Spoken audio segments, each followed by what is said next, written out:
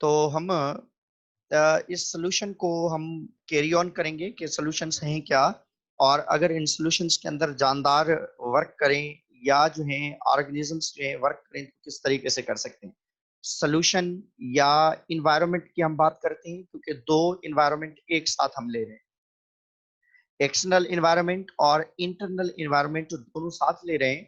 तो आपके जहन में बेटा ये होना चाहिए कि तमाम जानदार जो भी हैं, तमाम सेल्स जो भी हैं, या तो वो हाइपरटोनिक सॉल्यूशन के अंदर रह रहे होंगे या हाइपोटोनिक सॉल्यूशन के अंदर रह रहे होंगे, चाहे आइसोटोनिक, चाहे कोई भी जानदार हो, किसी भी जानदार को हम अगर स्टडी करें तो उसका कोई ना कोई इंटरनल और एक्सटर्नल एनवायरनमेंट होगा on the basis of solute and solvent के लिहाज से। Hypotonic means dilute solution. हम आते हैं अब, आगे हम आते हैं तो हमारे पास एक चीज है जो हम डिस्कस करेंगे। हम वन बाय वन डिस्कस करेंगे और डिटेल में डिस्कस करेंगे कि ये है क्या और किस तरीके से है। पहली चीज मैंने पहले भी आपको बताया था कि हाइपोटोनिक सॉल्यूशन का मतलब ये है कि ऐसी सॉल्यूशन जो ज्यादातर डाइल्यूट हो, क्या हो, डाइल्यूट सॉल्यूशन हो। कौन सी चीज हो बेटा, डाइल्यूट सॉल्यूशन हो। तो ऐसी सॉल्यूशन जो डाइल्यूट होगी उसके लिए हम स्पेशली वर्ड यूज करेंगे कि ये डाइल्यूट सॉल्यूशन। कौन सी सॉल्यूशन, डाइल्यूट सॉल्यूशन। ऐसी सॉल्यूशन जो डाइल्यूट होगी उसके लिए हम वर्ड यूज करेंगे कि ये ऐसी सॉल्यूशन है जो ज्यादातर हाइपोटोनिक कंडीशन में। इस हाइपोटोनिक कंडीशन में क्या होता है कि इंटरनल इन्वायरमेंट या एक्सटर्नल, अब एक और चीज समझी कि हाइपोटोनिक सॉल्यूशन जरूरी नहीं है कि एक्सटर्नल सॉल्यूशन को हाइपोटोनिक कहा जाए या इंटरनल सॉल्यूशन को हाइपोटोनिक कहा जाए। तो दो सॉल्यूशन अगर हम एक साथ रखते हैं तो उनमें से कोई भी एक सॉल्यूशन जो है डाइल्यूट होगी और दूसरी सॉल्यूशन जो है वो कंसंट्रेटेड होगी। जो डाइल्यूट सॉल्यूशन होगी उसको हम नाम देंगे कि वो हाइपोटोनिक है, और जो कंसंट्रेटेड सॉल्यूशन होगी उसको हम नाम देंगे कि ये हाइपरटोनिक है। तो अगर, क्योंकि हमने पहले ही इसके ऊपर ज्यादा जो है टाइम ले लिया था, मैंने पहले ही एक दो लेक्चर जो है इस चीज के ऊपर दिए हैं। हाइपोटोनिक सॉल्यूशन दोबारा समझ लें। हाइपोटोनिक सॉल्यूशन जो है हम नाम दे रहे हैं कि डाइल्यूट सॉल्यूशन है। कौन सी सॉल्यूशन है, डाइल्यूट सॉल्यूशन है। डाइल्यूट सॉल्यूशन के लिए हम वर्ड यूज करते हैं। और अगर इस हाइपोटोनिक सॉल्यूशन के अंदर किसी सेल को रखा जाए, हाइपोटोनिक सॉल्यूशन के अंदर किसी सेल को रखा जाए तो क्या होगा। अगर हमारे पास फॉर एग्जांपल एक ये कंटेनर है, एक हमारे पास ये कंटेनर है स्पेशली, और इस कंटेनर के अंदर अगर हम डाइल्यूट सॉल्यूशन रखते हैं, देखें फॉर एग्जांपल हमारे पास एक कंटेनर है, ये दिस इज कंटेनर। ये फॉर एग्जांपल हमारे पास क्या है, एक कंटेनर है, और इस कंटेनर के अंदर अगर हम कौन सी सॉल्यूशन रखते हैं, फॉर एग्जांपल ये सॉल्यूशन कौन सी है, हाइपोटोनिक सॉल्यूशन है। कौन सी है बेटा, हाइपोटोनिक सॉल्यूशन है। और हम अगर ये सेल इसके अंदर रख रहे हैं जिसके अंदर सॉल्यूशन क्या है, हाइपरटोनिक सॉल्यूशन है, जिसके अंदर कौन सी सॉल्यूशन है, हाइपरटोनिक सॉल्यूशन है। दोबारा देख लें, दोबारा सुन लें। अगर बाहर वाले इन्वायरमेंट में हाइपोटोनिक सॉल्यूशन है और इंटरनली हाइपरटोनिक सॉल्यूशन है, तो ऑस्मो रेगुलेशन में water always move from its higher concentrations to lower concentration. तो आप क्या कह सकते हैं कि water move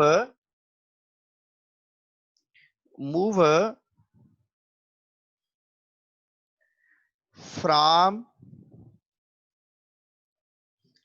outside to inside. पानी क्या मूव करेगा, बाहर से अंदर की तरफ मूव करेगा। Move from outside to inside the cell. Cell increase in size होगा। सेल क्या होगा बेटा, साइज में इंक्रीज होगा। क्यों, क्योंकि वाटर जब अंदर जाएगा तो साइटोप्लाज्म के अंदर जो साइटोसोल है उसकी क्वांटिटी बढ़ेगी, और उसकी क्वांटिटी बढ़ने की वजह से सेल के अंदर जो प्रेशर है वो इंक्रीज होगा। दोबारा देख लें कि हाइपोटोनिक टू हाइपरटोनिक जब वाटर मूव करता है तो सेल इंक्रीज इन साइज होगा। पहली चीज सेल इंक्रीज इन साइज होगा, और दूसरी चीज बेटा ये होगी कि सेल जब साइज में इंक्रीज होगा तो वाटर कहां से मूव कर रहा है, from outside to inside the cell. पानी बाहर से अंदर की तरफ चल रहा है, कहां से, आउट टू इन की तरफ जा रहा है। और पानी जब बाहर से अंदर की तरफ जा रहा है तो नॉर्मली कौन सी कंडीशन होगी, ज्यादातर water move from outside to inside the cell. Cell के अंदर जब मूव करेगा तो अल्टीमेटली क्या होगा, सेल के अंदर प्रेशर इंक्रीज होगा। सेल के अंदर प्रेशर इंक्रीज होने की वजह से क्या होता है, सेल के अंदर प्रेशर इंक्रीज होने की वजह से क्या होगा कि ज्यादातर जो सेल है,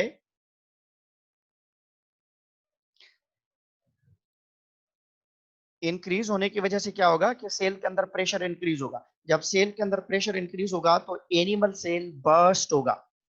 कौन सी चीज, एनिमल सेल। मैं इसको जो है मिटा देता हूं, और उसके बाद हम देखते हैं कि दोबारा मैं इसको लिखता हूं कि क्या है। क्या होगा बेटा, सेल, एनिमल सेल क्या होगा, बर्स्ट होगा। मैंने थोड़ा सा इसको बड़ा कर दिया, आप देख लें। एनिमल सेल क्या होगा, बर्स्ट होगा। क्यों बर्स्ट होगा, बिकॉज सेल वॉल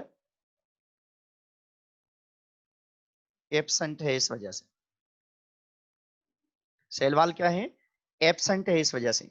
और जबकि plant cell never burst, plant, कौन सी चीज, plant cell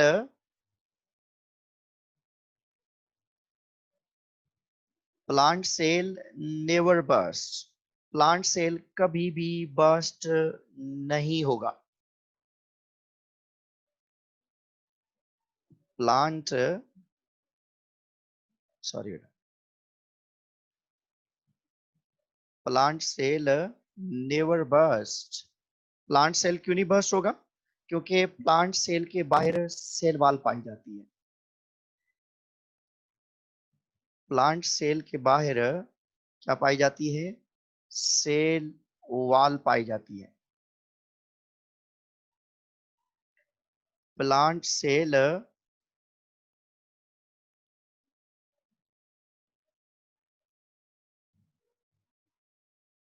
plant cell never burst.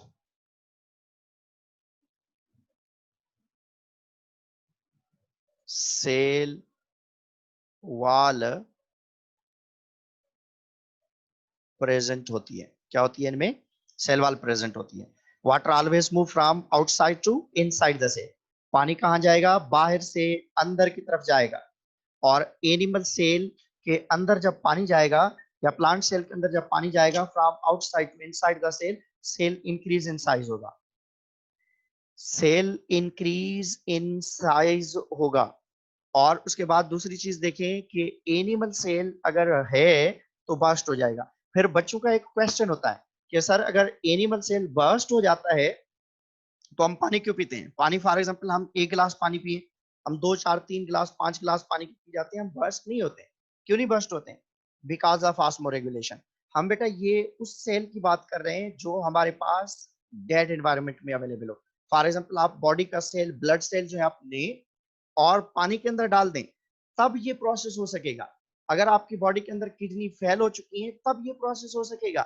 अगर नॉर्मली आपकी बॉडी के अंदर कोई ऐसी कंडीशन नहीं है, यू हैव किडनी, आपके पास किडनी अवेलेबल है, और किडनी का मेन काम क्या है, आस्मो रेगुलेशन करना। आस्मो रेगुलेशन का मेन मतलब यही है कि इजाफी पानी या एक्सेस मटेरियल को जो है बॉडी के अंदर रिलीज करवाने में मदद करना, और जो रिक्वायर्ड चीजें वो बॉडी के अंदर ऐड करवाने में मदद करना या ऐड करना। तो दोबारा सुन लें कि एनिमल सेल के लिए बच्चों के जहन में ये है कि बॉडी के अंदर हाइपोटोनिक, हाइपरटोनिक या एसोटोनिक कंडीशन नहीं होती। आप जहन में रखें बेटा कि हमारी बॉडी के अंदर हाइपरटोनिक, हाइपोटोनिक, आइसोटोनिक कंडीशंस जो है मेंटेन करने के लिए ऑस्मो रेगुलेटरी मैकेनिज्म है। तो दोबारा देख लें, सेल इंक्रीज इन साइज होंगे,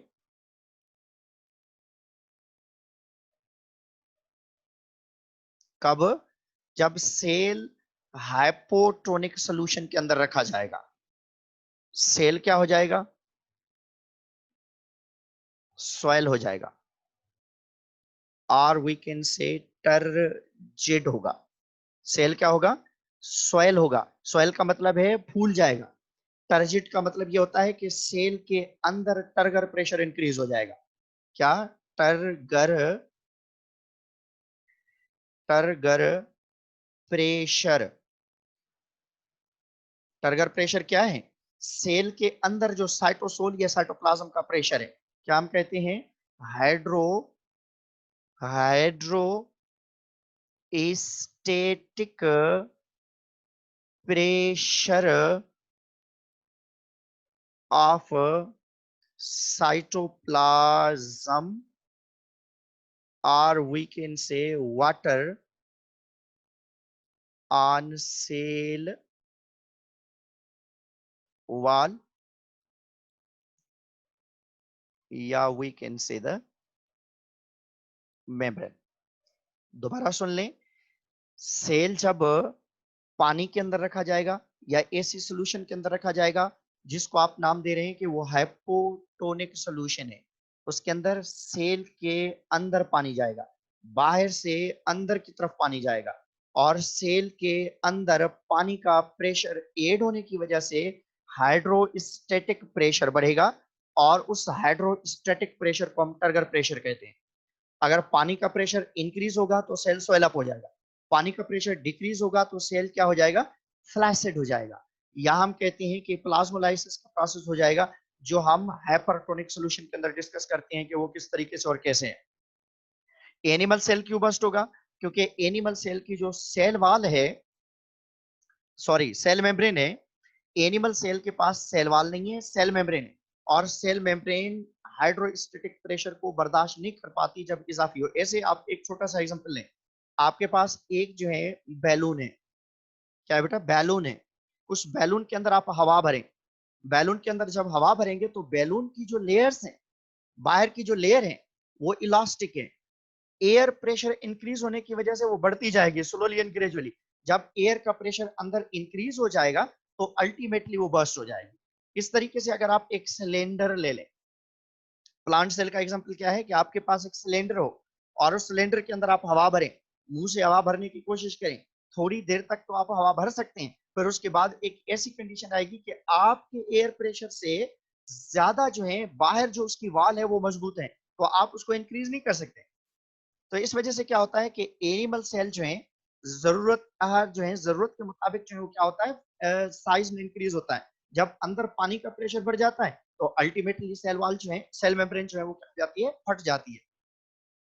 दोबारा सुन लें, जब कोई भी सेल हम जो है हाइपोटोनिक सॉल्यूशन के अंदर रखेंगे तो पानी बाहर से अंदर की तरफ जाएगा, सेल इंक्रीज इन साइज होगा, सेल स्वेल हो जाएगा, सेल अगर एनिमल है तो वो फट जाएगा, बर्स्ट होगा। वो तब बर्स्ट होगा जब साइटोप्लाज्म का turgor pressure, hydrostatic pressure increase हो जाएगा। जब हाइड्रोस्टैटिक प्रेशर इंक्रीज होगा, किससे? सेल मेम्ब्रेन के उस प्रेशर बर्दाश्त करने से ज्यादा। जैसे मैं अगर किसी भी दीवार को, फॉर एग्जाम्पल ये मेरे पास दीवार है, इस दीवार को मैं जोर से धक्का देता हूं, मेरे हाथ से नहीं टूटेगा ये। क्यों? क्योंकि मेरा जो प्रेशर है वो कम है इस वाल को तोड़ने के लिए।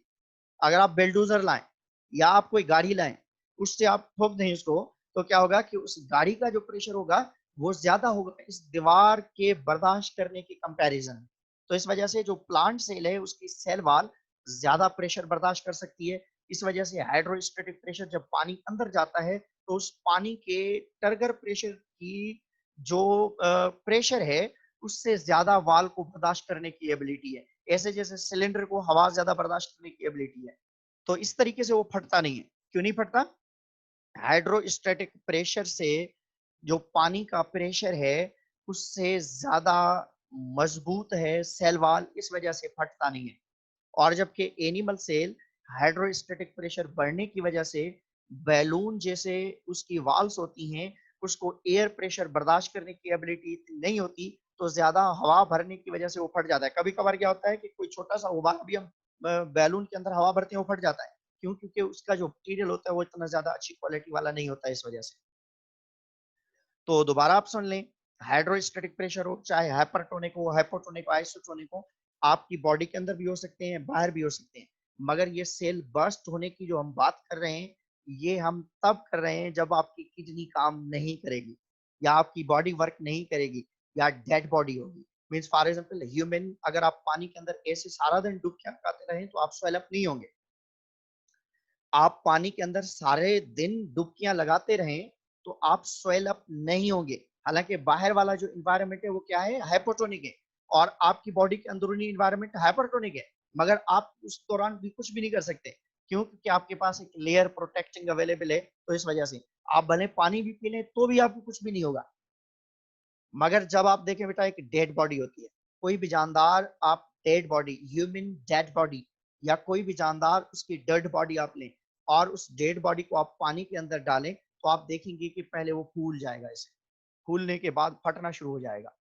तो कोई भी, चाहे गाय हो, भैंस हो, ह्यूमन हो, कोई भी जानदार आप ले लें और उस जानदार की डेड बॉडी को आप पानी के अंदर छोड़ दें, तो क्या होगा कि पानी जो है बाहर हायर कंसंट्रेशन में, और उसकी सेल मेम्ब्रेन जो है अलो करेगी water move from its higher concentrations to lower concentration, और इसी तरीके से सेल स्वेलअप हो जाएंगे। हम परेशान होते हैं कि मुर्दा जो है या डेड बॉडी जो है फूल क्यों जाते हैं, स्वेल क्यों हो जाते हैं। ये फूलते स्वेल इस वजह से हो जाते हैं कि जब वो पानी के अंदर मौजूद होते हैं तो water move from its higher concentrations to lower concentration. तो इस तरीके से ये कंडीशन किस चीज के लिए है, that's totally concerned with the hypotonic. Hypotonic condition तब जब बाहर अवेलेबल हो, एक्सटर्नल इन्वायरमेंट जब हाइपोटोनिक होगा और अंदरूनी इन्वायरमेंट जब हाइपरटोनिक होगा, तो उस दौरान water always move from its higher concentrations to lower concentration. हम आते हैं नेक्स्ट, इसकी तरफ हम आते हैं, फिर आपके क्वेश्चंस भी होंगे आगे। तो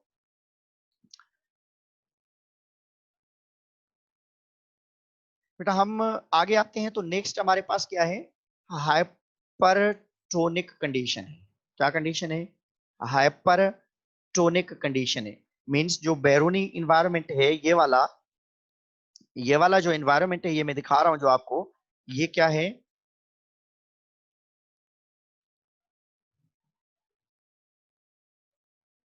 ये क्या है हमारे पास, ये क्या है हमारे पास, this is, this one is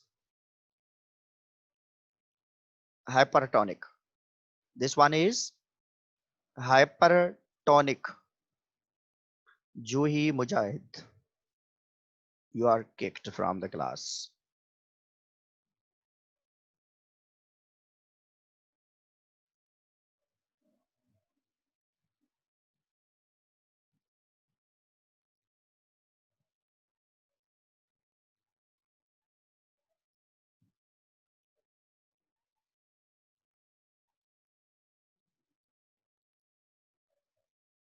तो इस तरीके से बेटा ये जो हमारे पास कंडीशंस हैं, जस्ट 1 मिनट।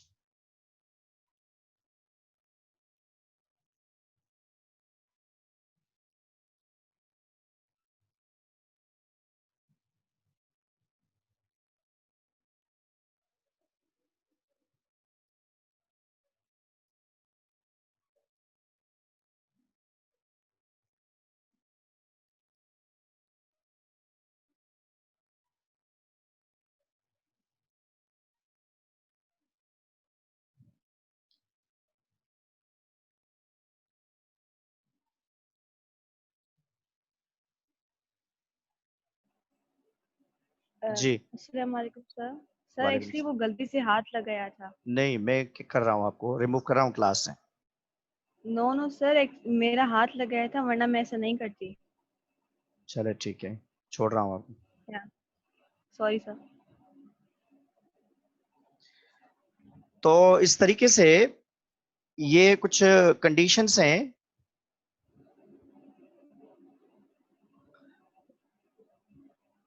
जो ये आप अपनी वो ऑफ कर दे, म्यूट कर दें। तो इस तरीके से बेटा ये हाइपरटोनिक कंडीशन है। हाइपरटोनिक जो है, हाइपरटोनिक और हाइपरटोनिक के कंडीशन के लिहाज से अगर हम इस चीज को देखते हैं, हाइपरटोनिक का मतलब क्या है कि एक्सटर्नल इन्वायरमेंट जो है, जो बाहर बैरूनी इन्वायरमेंट है, एक्सटर्नल जो इन्वायरमेंट है वो क्या है इस जगह पे हाइपरटोनिक है। तो बाहर वाला इन्वायरमेंट जब हाइपरटोनिक है और अंदरूनी सेल का जो इन्वायरमेंट है वो क्या है, हाइपोटोनिक है। तो अल्टीमेटली मैंने पहले भी आपको बताया है कि एक चीज अगर आपके पास हाइपरटोनिक है तो दूसरी चीज हाइपोटोनिक होगी। दोनों एक जैसी हैं तो आइसोटोनिक, वरना दोनों में से कोई भी एक, कोई भी जानदार, चाहे एनिमल हो, चाहे प्लांट हो, चाहे कोई भी सेल आप ले लें, तो हर सेल के अंदर जो है ये एबिलिटी है कि एक्सटर्नल और इंटरनल एनवायरनमेंट होता है। इंटरनल एनवायरनमेंट और एक्सटर्नल एनवायरनमेंट का मतलब क्या होता है कि one is hypotonic and other is hypertonic. Hypotonic का मतलब क्या होता है कि जो डाइल्यूट सोल्यूशन है, हाइपरटोनिक का मतलब क्या होता है कि कंसंट्रेटेड सोल्यूशन है। अब हमने इस जगह पे एक सेल रखा है जिसका जो अंदरूनी इन्वायरमेंट है, जो इंटरनल इन्वायरमेंट है, वो क्या है, हाइपोटोनिक है, और एक्सटर्नल इन्वायरमेंट क्या है, हाइपरटोनिक है। That's why water move from outside to inside the cell. पानी कहाँ जा रहा है, सेल के अंदर से बाहर की तरफ जा रहा है।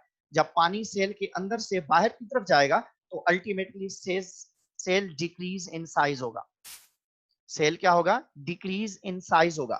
सेल जब डिक्रीज इन साइज होगा तो उसमें कौन सी चीजें हो सकती हैं, ये हम आगे देखते हैं कि कैसे और किस तरीके से ये चीजें हो रही हैं। ये देखें बेटा, फॉर एग्जांपल ये एक सेल है हमारे पास। ये फॉर एग्जांपल हम एक सोल्यूशन ले रहे हैं।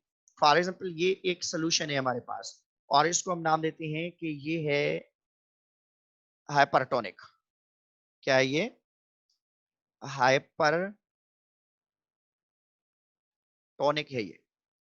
और हाइपरटोनिक मतलब क्या है कि इसकी सोल्यूशन है, इसके अंदर जो कंसंट्रेशन है, फॉर एग्जांपल कहें कि -10 मेगा पास्कल जो है इसके अंदर वाटर पोटेंशियल है, -10।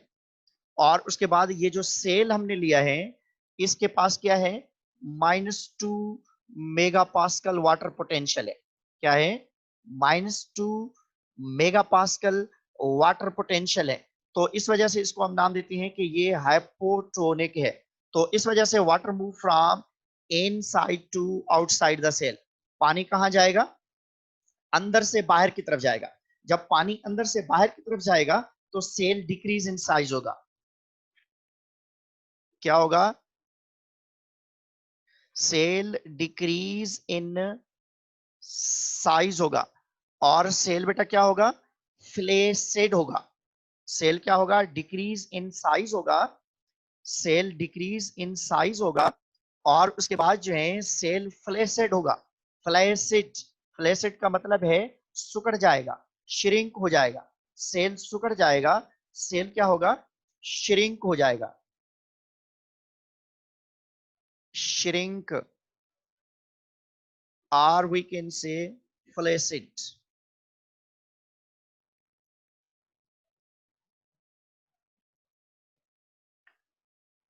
सेल फ्लेसिड हो जाएगा।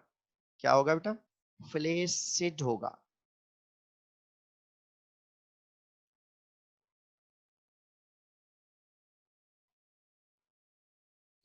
फ्लेसिड होगा, फ्लेसिड।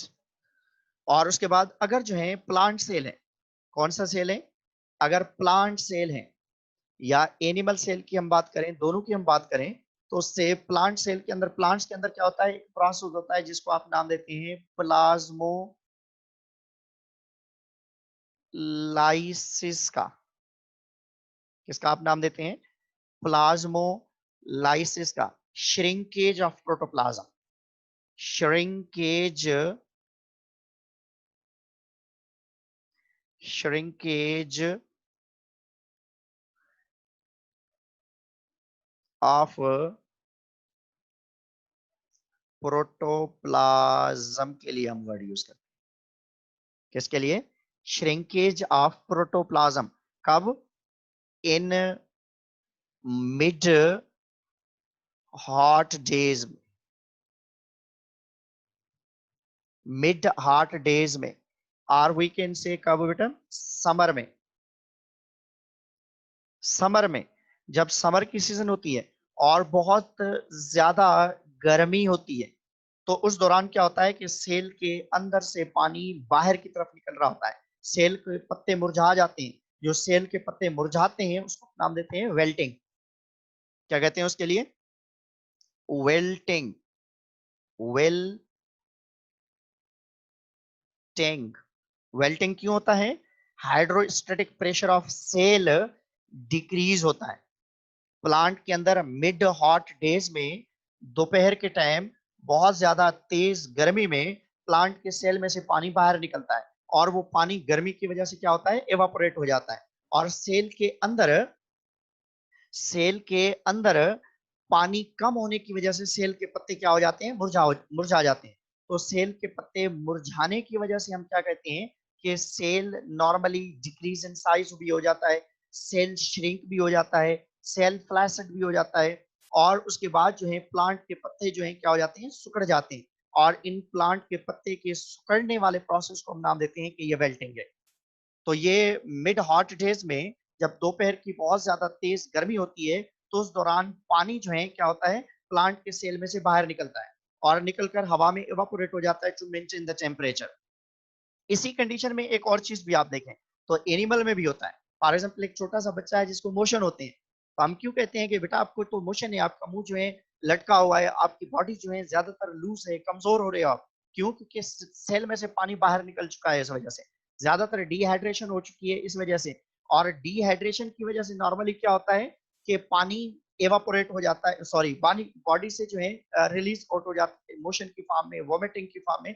तो बॉडी के सेल्स के अंदर पानी की क्वांटिटी कम हो जाती है, इस वजह से भी प्रॉब्लम क्रिएट होते हैं। तो वेल्टिंग क्या है? सेल के अंदर पानी डिक्रीज होता है प्लांट सेल में, और इजाफी पानी जो है बाहर निकलने की वजह से अंदर सेल का जो प्रेशर है वो डिक्रीज हो जाता है। और उस प्रेशर डिक्रीज होने वाली कंडीशन की वजह से सेल सिकुड़ जाते हैं, और सेल के सिकुड़ने वाले प्रोसेस को हम नाम देते हैं वेल्टिंग। और जनरली नाम दिया जाता है प्लाज्मोलाइसिस। और जब नॉर्मल सीजन होती है तो फिर डी प्लाज्मोलाइसिस होता है। प्लाज्मोलाइसिस के अपोजिट में हम डी प्लाज्मोलाइसिस कहते हैं। Means when wilted cells again absorb water from outside to inside the cell and again maintain their shape. That process is known as deplasmolysis. Deplasmo deplasmolysis कहा जाता है, या हम कहते हैं अपोजिट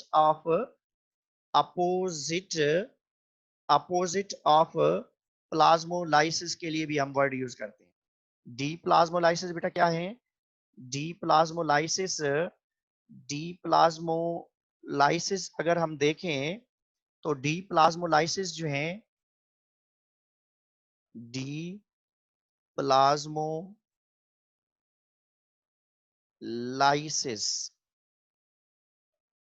इसकी अगर आप डेफिनेशन लिखना चाहें तो अपोजिट ऑफ प्लाज्मोलाइसिस। प्लाज्मोलाइसिस का मतलब है shrinkage of protoplasm, removal of water from inside to outside the cell during mid hot days or a drought condition। बहुत ज्यादा गर्मी हो या ड्राट कंडीशन हो तो उस दौरान ये प्रोसेस होता है। इसके बाद हम जब आगे आते हैं तो नेक्स्ट चीज हमारे पास आइसोटोनिक कंडीशन है। एक और चीज जो मुझे आपको बतानी है बेटा, ये दोनों जानदार जो हाइपोटोनिक में रहें या हाइपरटोनिक में, इन जानदारों को हम नाम देते हैं कि वो आस्मो रेगुलेटर हैं। वो कौन से जानदार हैं? आस्मो रेगुलेटर हैं। आस्मो रेगुलेटर हैं। ये जानदार हाइपरटोनिक